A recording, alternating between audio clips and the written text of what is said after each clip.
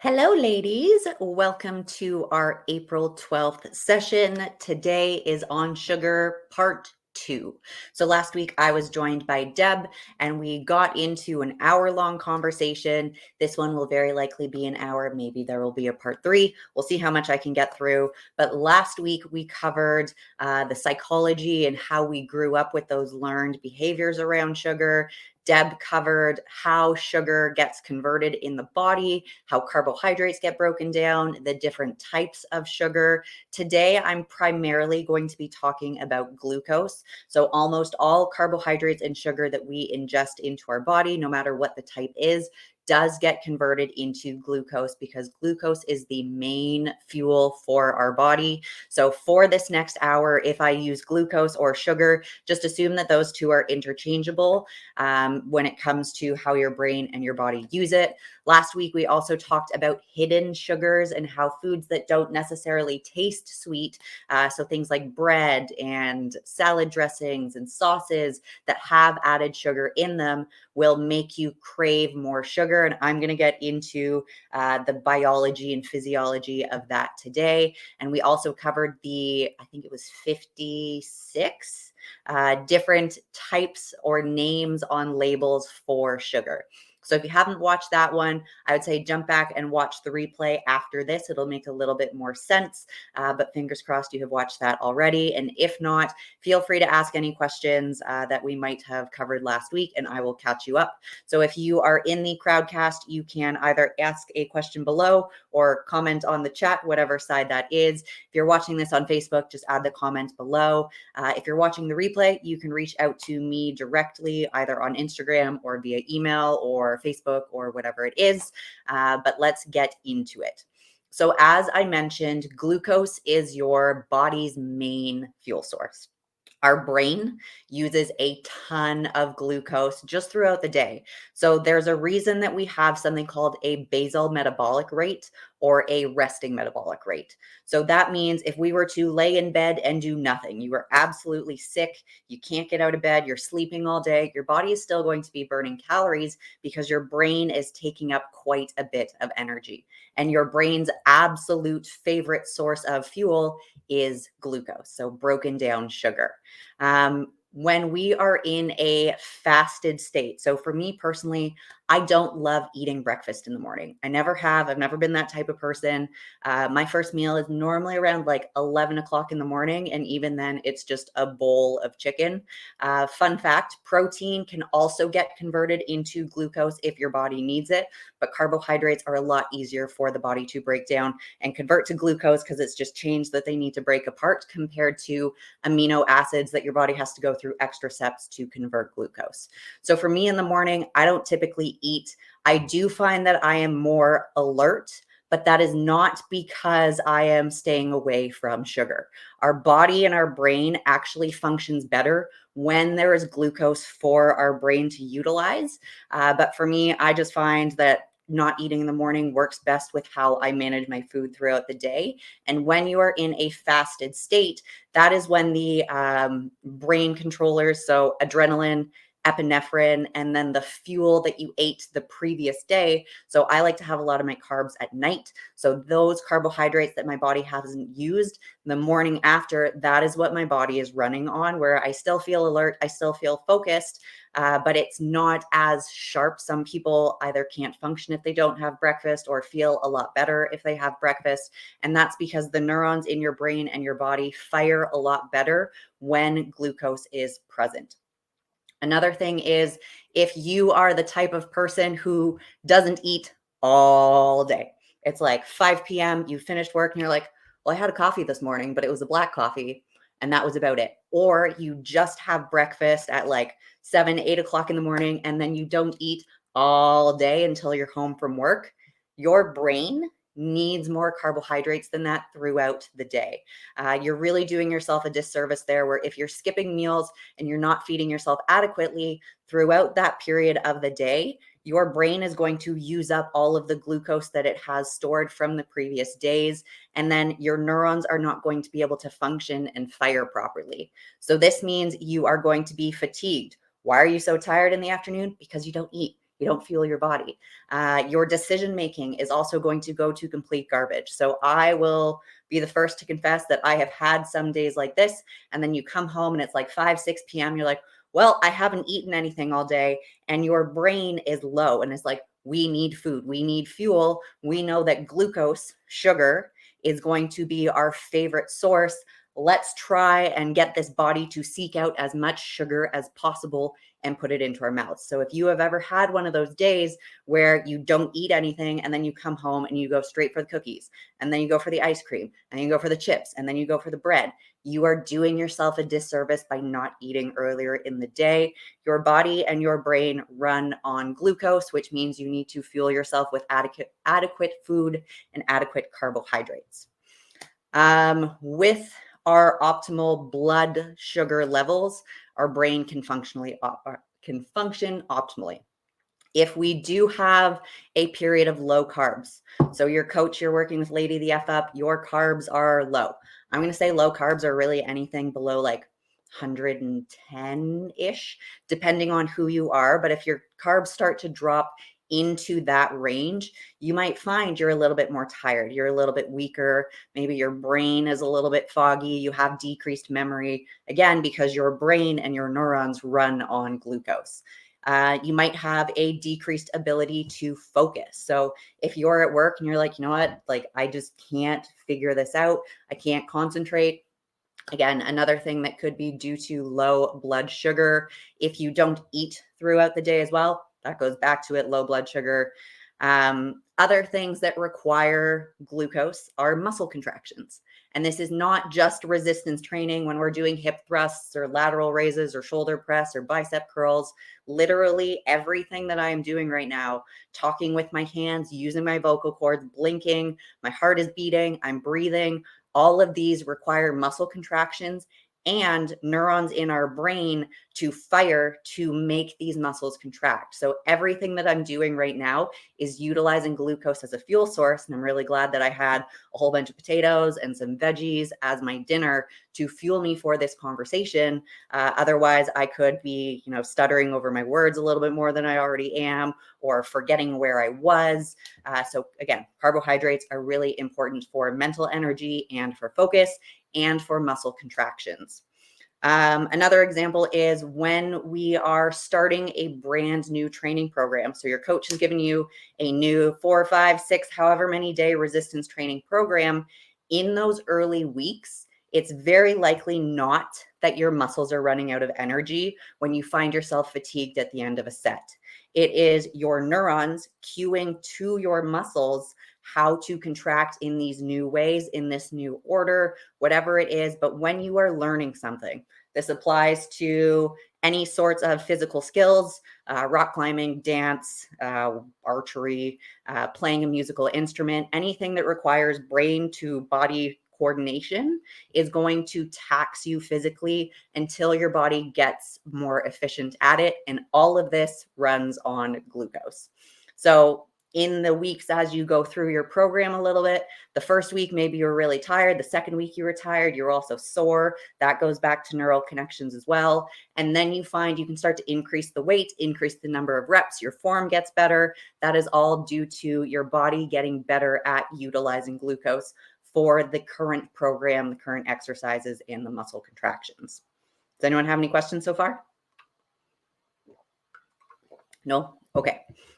So let's talk about sugar and what it does in our brain when we consume it. So there's actually 2 different pathways here.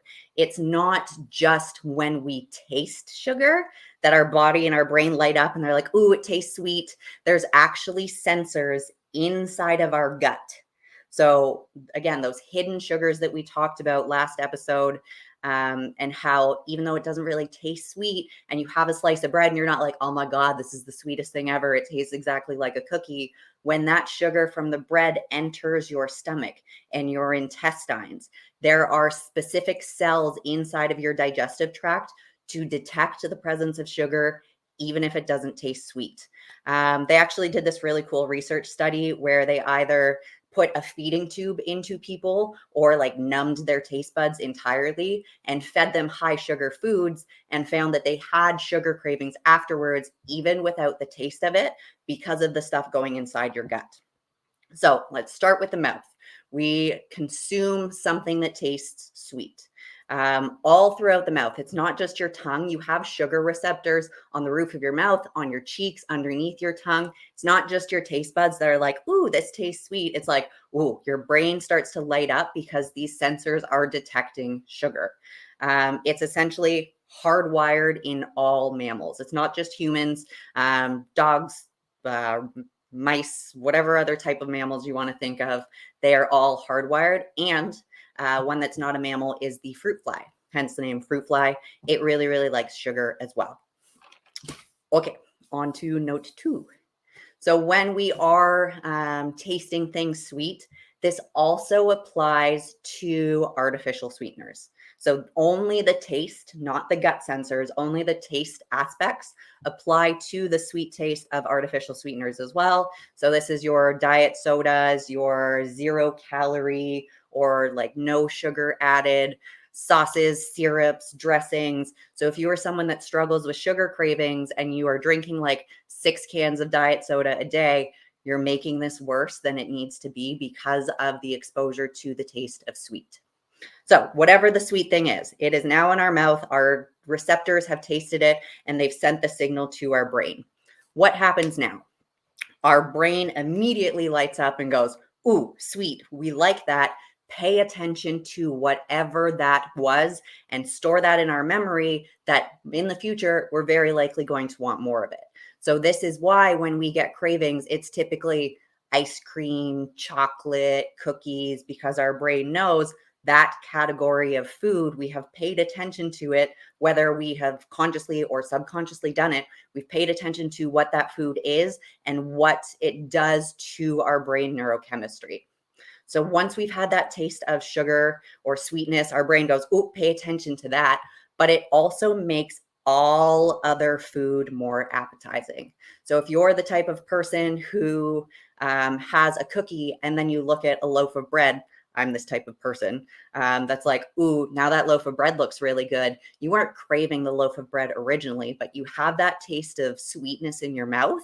And even if the next food that you want isn't necessarily sugary, just that taste of sweet is going to make all foods look more appetizing and desirable.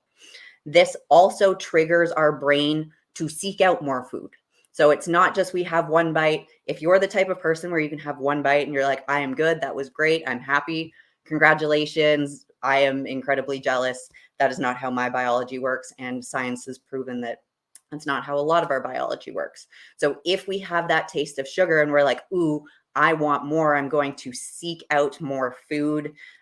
Liquid sugars are the worst for this. So sodas and juices are going to be the absolute worst for, okay, I had liquid sugar. There's not a lot of substance or nutrients to it except for this sugar. Let me go find more food.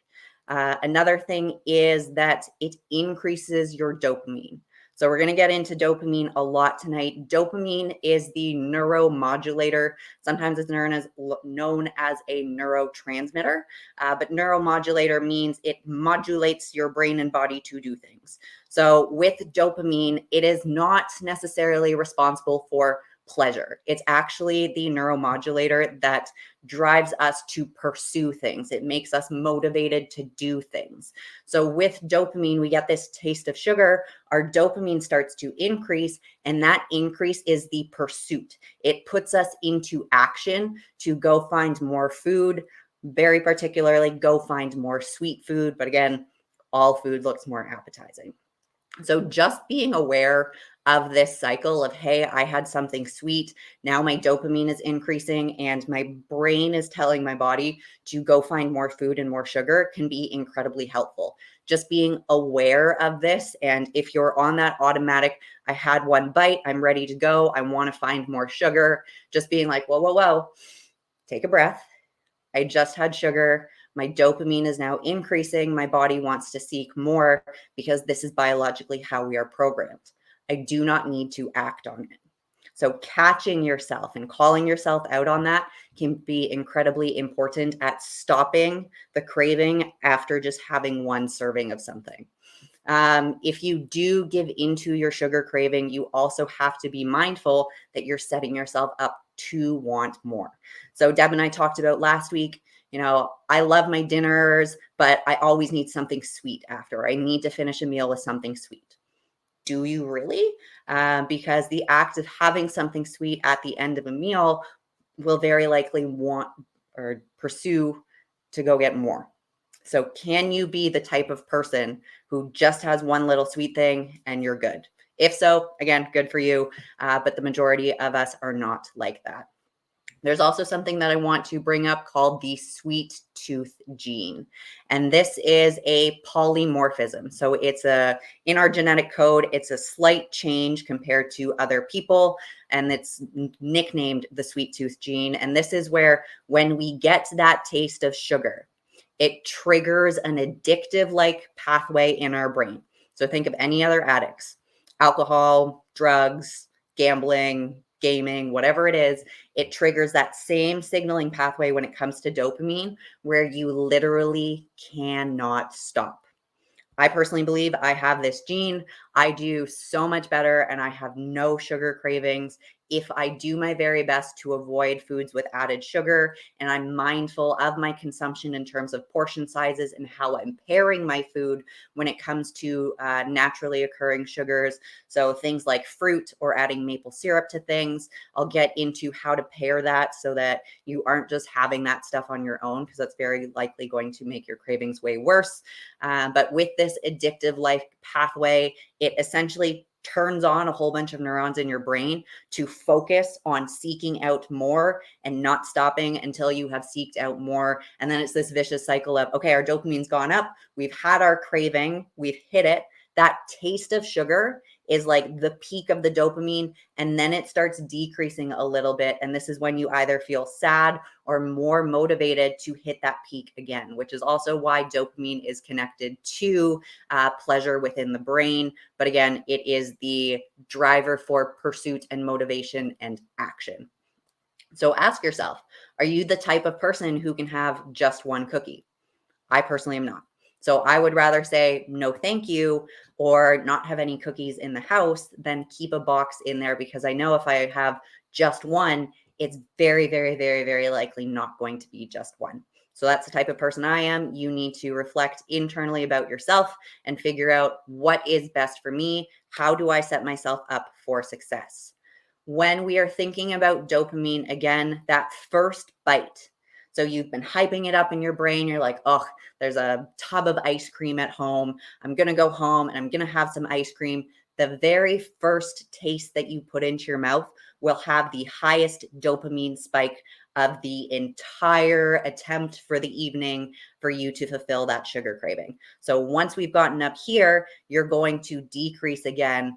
And the additional bites afterwards are never going to be as good. So oftentimes, this is where people, myself included, make up for it with quantity. So I'm going to have way more to try and chase that initial dopamine spike of this is so good. But no matter how much you consume, it's never, ever, ever going to be as good as the first one. So you really have to ask yourself, if you're, again, the type of person who can't just have one cookie, that first bite is going to be the absolute greatest. And then moving forward, you're going to try and make up for it with 2 more cookies, 5 more cookies, the entire box of cookies, and it's not going to hit the same as that first bite.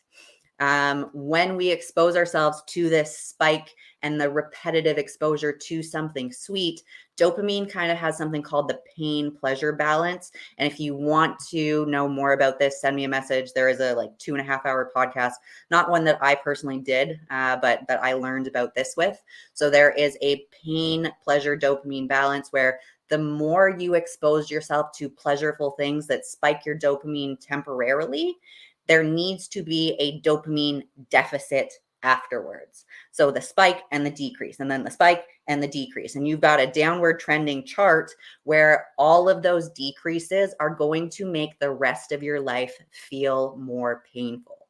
So you're going to feel in a low. You're not going to feel good. You're going to want to seek out more sugar just to not feel shitty because of this pain pleasure balance. Also, on the flip side, again, going back to that podcast, if you want to learn more about it, if you expose yourselves to more painful things throughout the day, such as taking your sets to failure, going really, really hard on your cardio, taking cold showers, that can tip the pain pleasure scale opposite, where the rest of your life feels better and you're in a better mood compared to the amount of painful exposures that you willingly choose to expose yourself to. So, another thing is the longer that you spend away from sugar and sweet tasting things, the next time you revisit it. So, let's say you're going to be like, this week, I'm going to go absolutely zero sugar. I'm going to cut out all fruit. I'm going to cut out anything with added sugar. I'm just going to eat protein and veggies.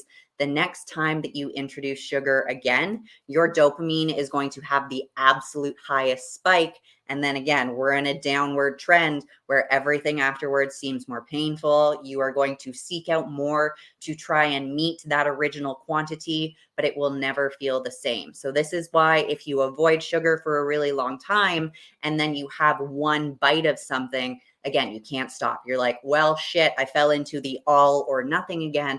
A little bit of sugar once in a while is okay. Fruit is okay to have, but you got to know that if you're going to quit it entirely, cut it all out, even again, that taste of sugar through the artificial sweeteners, that taste of sweet, if you avoid it altogether, when you reintroduce it, it's going to hit harder and you're going to rebound harder, very, very likely. So we have talked about the taste in the mouth. When it gets into our stomach and our intestines, so this happens inside the body somewhere between 15 minutes after ingesting and 2 hours after ingesting a sweet food. This only pertains to sugars. So the artificial sweeteners have different cells in our gut that can detect this is an artificial sweetener, doesn't trigger the same dopamine response as an actual sugar does. So when the sugar gets inside of our body, this is where we get another dopamine spike. So it's kind of like if you are driving a car, you have two gas pedals. You've got this taste sweet that you're now flooring, and then it enters your gut, and then it's a, ooh, there's more sugar in our gut. We really like this. And you're accelerating really, really fast. And you're like, oh my God, all I want to do is eat food. Help me. I can't stop. So this is where, again, you need to be mindful, because if you're unaware of this in the past, if you've consumed foods with high sugar or added sugars, you've very likely unknowingly been controlled by this pathway in the past. I definitely have until I was more aware of it. That's why I made the switch from sugar or like regular ketchup to sugar-free ketchup, because ketchup doesn't taste super, super sweet. It's got that like tomatoey tang. Ketchup is one of my favorite things. But I made the switch to sucralose with ketchup.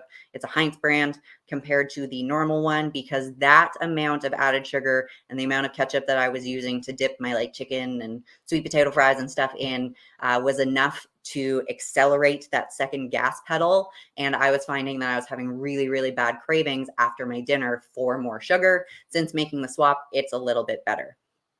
Going back to last week as well, we talked about all the different foods with hidden sugars. So I would say check that out, revisit it, do some Googling, check out what foods have added sugar, so that we're only pressing one gas pedal if something tastes sweet and not both, or just pushing the gut gas pedal of, ooh, there's sugar, go seek out more. So these cells in our gut are called neuropod cells, and they've only really been discovered the past 10 years or so in science. So not a ton is known about them, but we do know they're in the stomach, they're in the small intestine, and it sends signals from your gut to your brain about the content of the nutrients inside of your gut.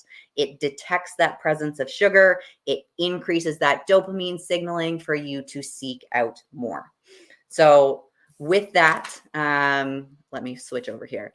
There's a couple things that we can do to slow down that dopamine spike and slow down the gut internal signaling of, hey, we've got a ton of sugar.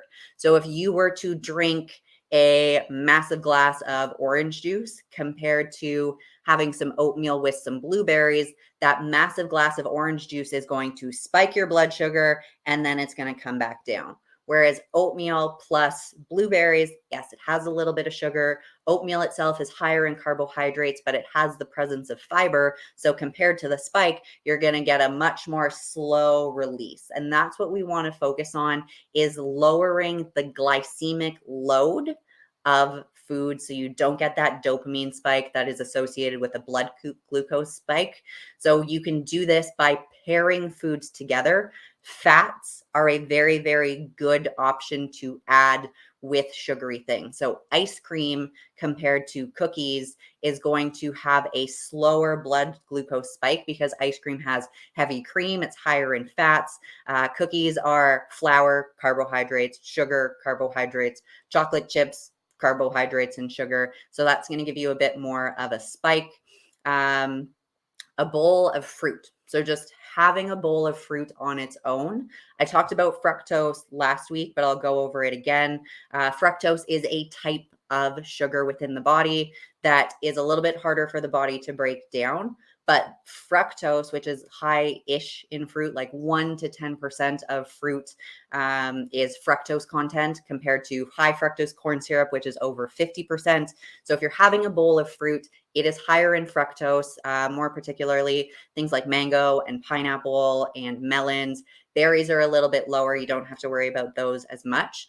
So with those types, if you have a bowl of just pineapple, what this is going to do is spike your blood glucose again, and then it's going to crash and your body's going to be like, okay, we got something sweet. We want something more.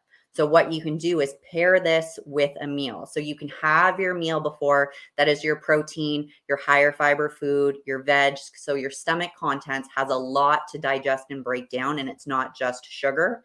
You can also pair it with a snack. So having a bowl of pineapple with some pumpkin seeds is also going to slow that blood glucose spike and not drive you to crave and seek out more sugar as much as just having that individual bowl of fruit would. So ask yourself that question. If I ever have just a bowl of fruit, does that leave me satisfied or does that leave me wanting more? So protein, fats, and fiber can all help decrease that glucose spike. There is also I'm not going to say like really common risk, but it's kind of common. Like from what I've seen in the food sensitivity reports that I have personally done, I've had my clients do for digestive food reaction sensitivities. Candida albicans, which are present in sugars, whether it's natural sugars like maple syrup or honey or cane sugar or molasses, whatever that is. Candida albicans are an incredibly common one that I see on reports coming up as a immune system reaction. So just like I have an immunological reaction to dairy and gluten and beef and black pepper and rice and asparagus, one person's food is another person's poison, you can have an immunological reaction to sugar. And when you have an immunological reaction, that is going to cause inflammation inside of your body. That can create a whole bunch of other health conditions. You can have acne. I'm going to get into that a little bit in a bit. I'm going to, where was I here? Hold on. Oh, yes, the immunological reactions. So it's important to know that having a whole bunch of maple syrup in your oatmeal or pouring honey over your meals. If you have an immunological reaction to sugar, this can cause a little bit of bloating. This can cause gas. This can cause water retention. It can cause inflammation. Again, it's not guaranteed, but I'm going to say out of all the food sensitivity reports I have seen my clients get, and we've had conversations about, over 50% of people do react to Candida albicans. If you want to do your own research on that, go ahead. And if you have any more questions about it, let me know. Another thing in terms of gut health is we have about 6 pounds, and I know this sounds kind of gross, but we have 6 pounds of microbiome bacteria, parasites, yeasts, all good things for the most part, unless you have one that's bad. But like naturally, we have 6 pounds of bacteria and microbiome inside of our gut. And there are so many different species. And if you listen to the talk that Deb and I did on Eat Your Veggies, we talked about how a lot of these species eat specific types of fiber. And the more varieties of fiber that you put into your diet, the more diverse your ecosystem in your gut is going to be. And that's what we want. We want a diverse ecosystem. However, there's a lot of species in your gut that fucking love sugar. And what happens when you feed these guys is the population multiplies, where we can potentially enter a state of gut dysbiosis, where now your balanced ecosystem isn't so balanced. And these species that thrive on eating sugar, and you've been introducing sugar day after day after day after day, can grow and be overpopulated.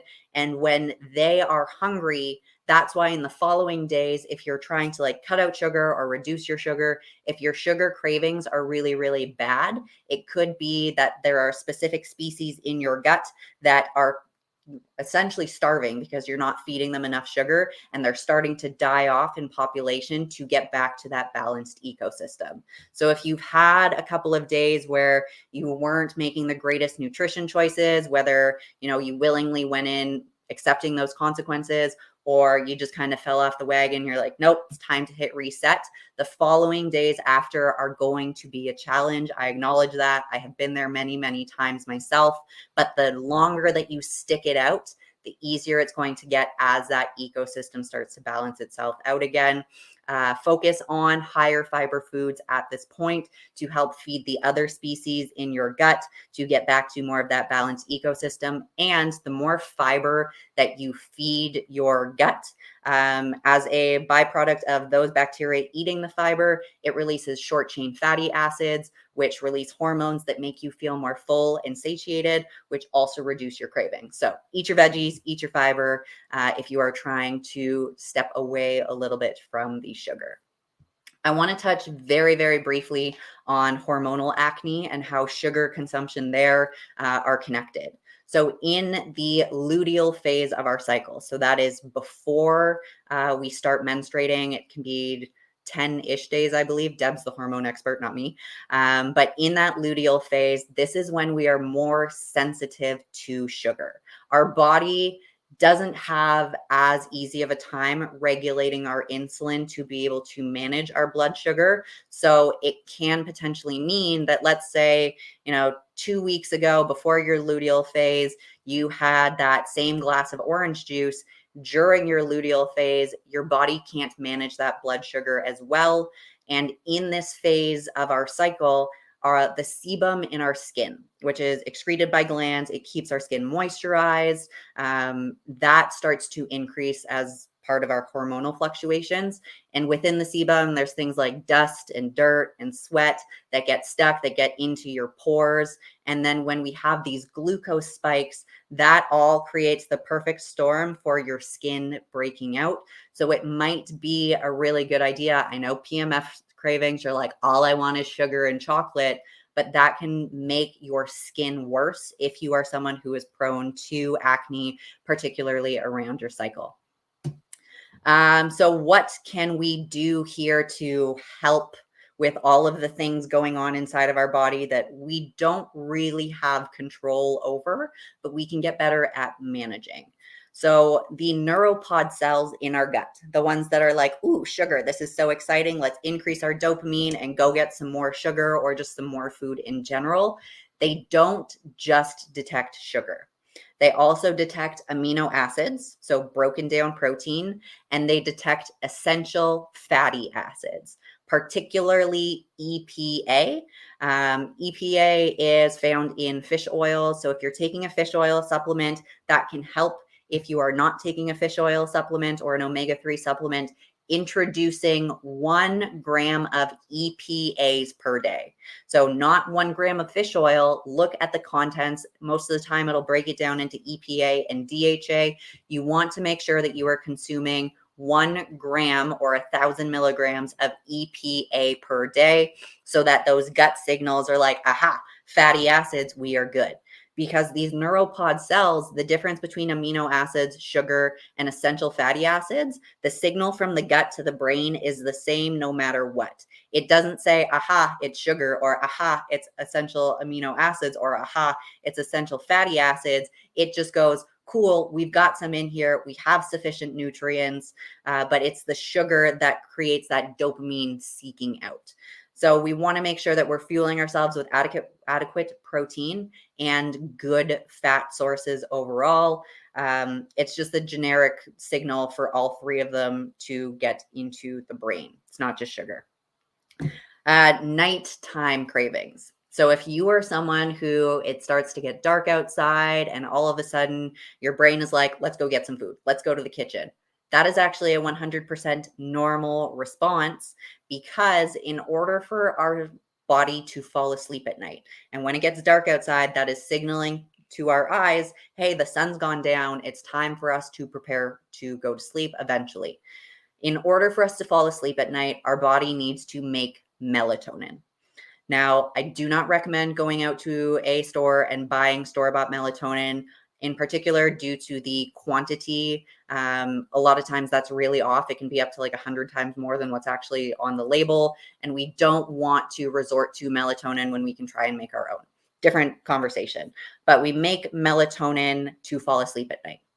Serotonin is the prerequisite to melatonin. So first, our body needs to make serotonin. Melatonin is made from the serotonin. In order for us to make serotonin, we need to consume carbohydrates.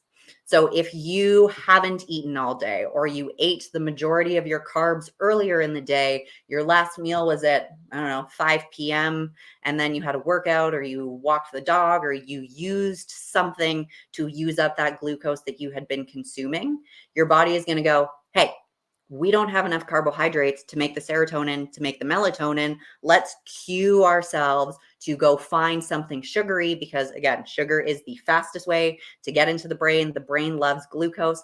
Let's go find something sugary so that we can make the serotonin as quickly and efficiently as possible, because sugar gets absorbed faster than a slow breaking down carbohydrate. And then we can make the melatonin and we can go to sleep. But also remember what I said earlier, where you have that one taste of sugar, that's going to drive you to seek out more. So if you are having this craving at night, I wouldn't recommend giving into it and going to the cookies or the ice cream or something high sugar.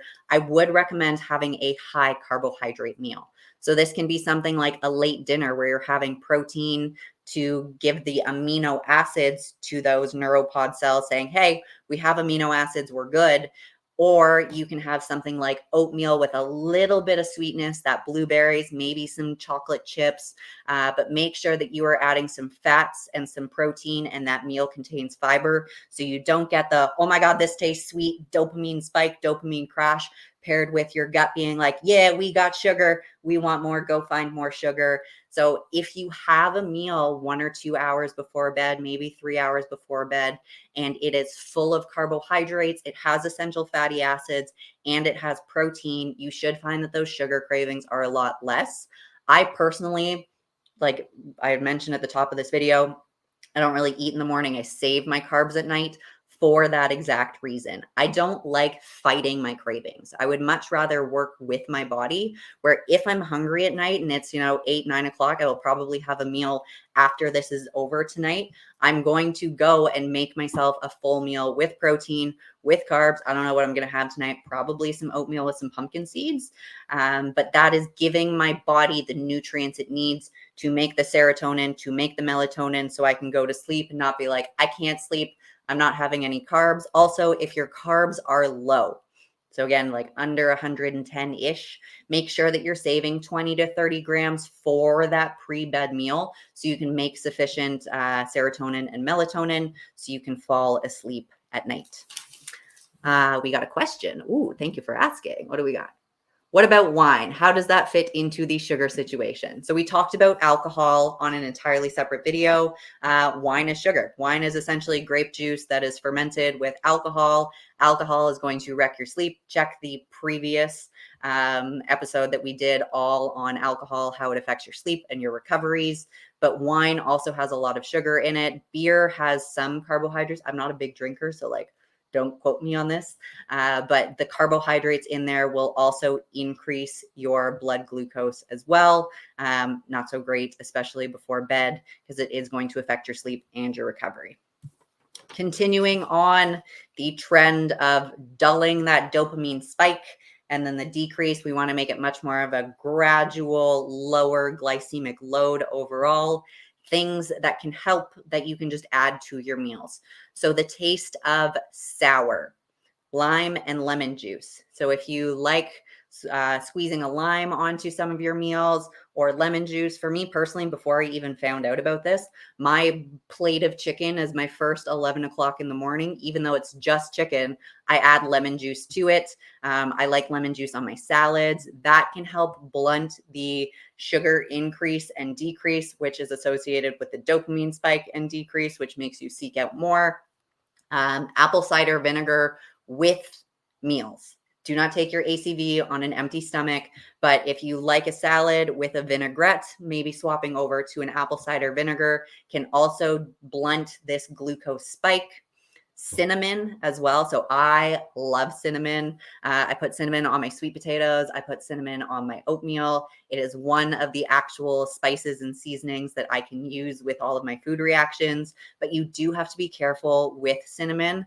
It's like a teaspoon and a half, I think, is the upper limit where you should cut yourself off.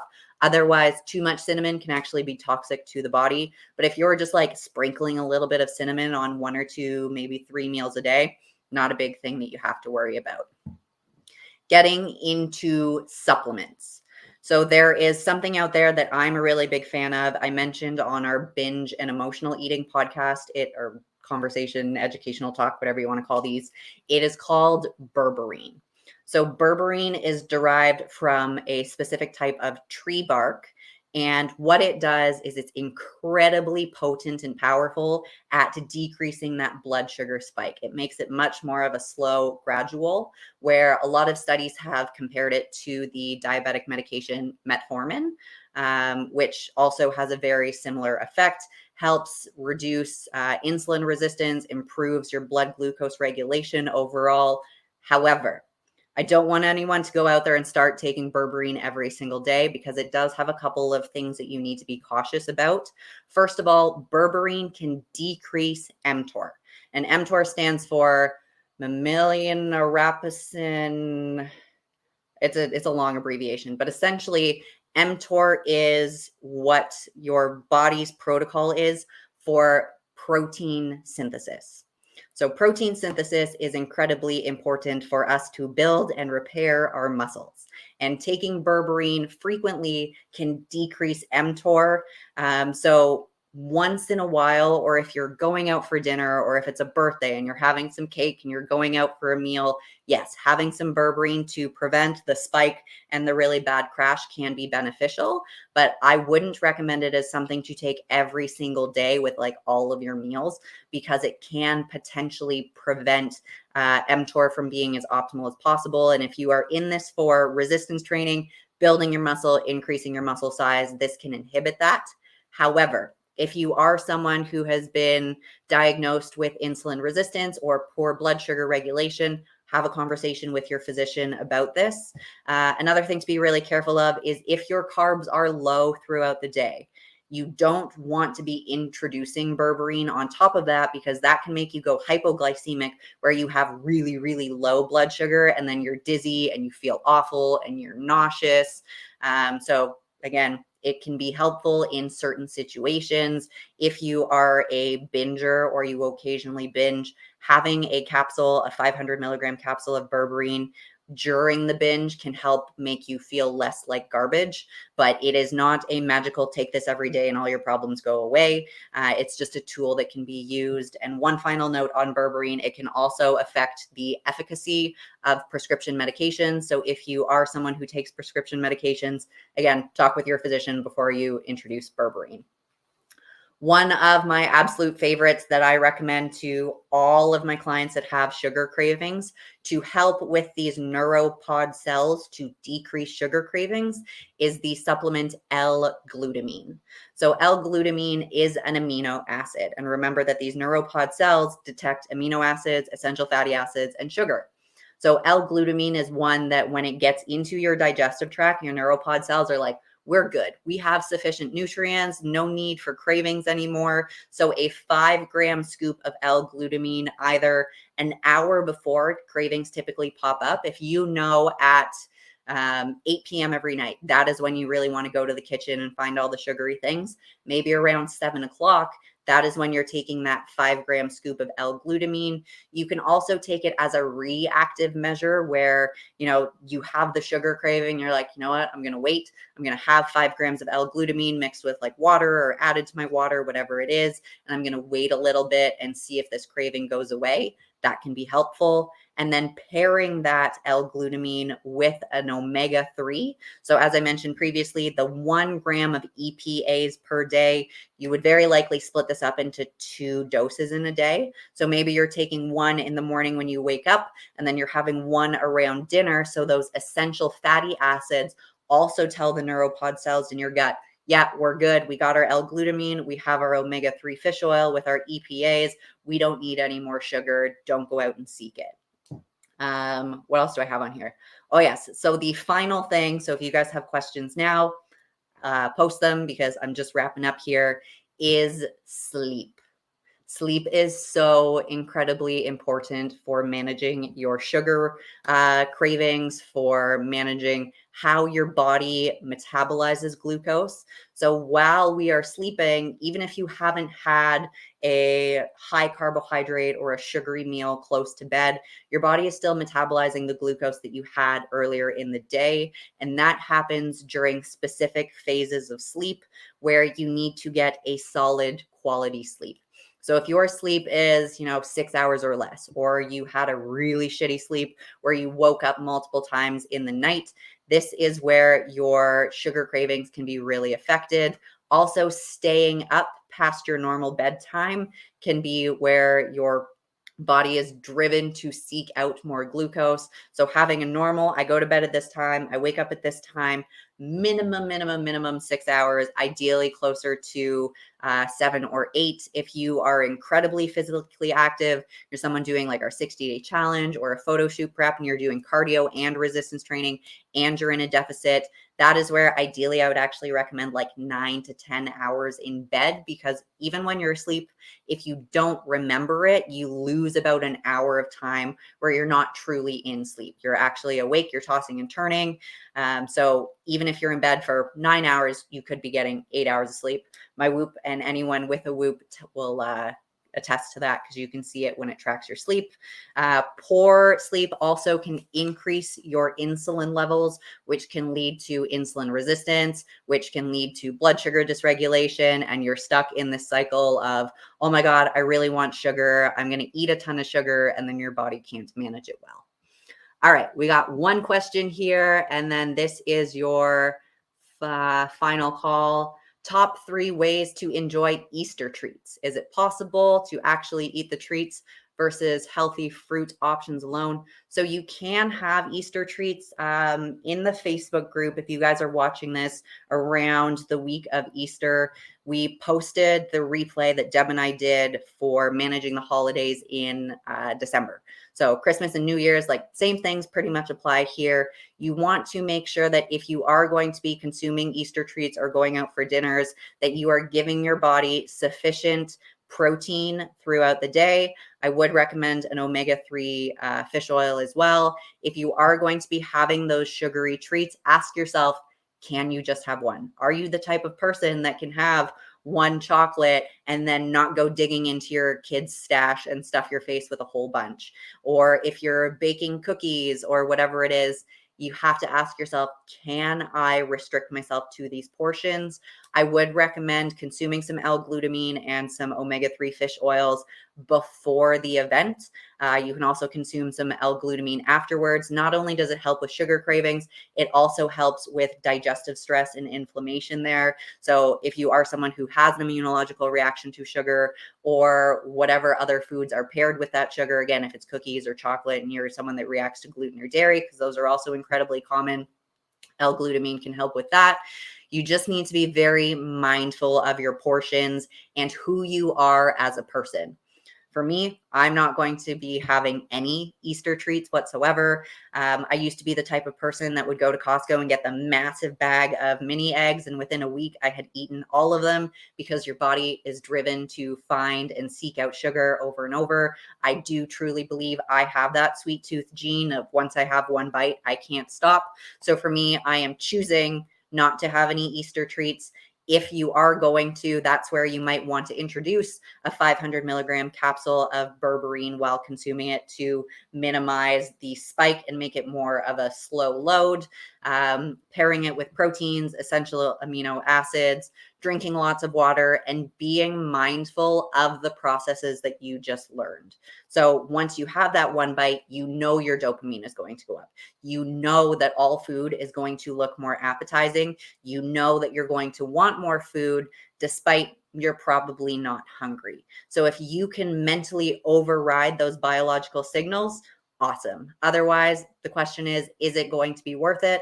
I can't answer that for you. You are your own unique individuals. You just have to weigh out, are the choices that I am going to be making worth the consequences? If that answer is yes, enjoy.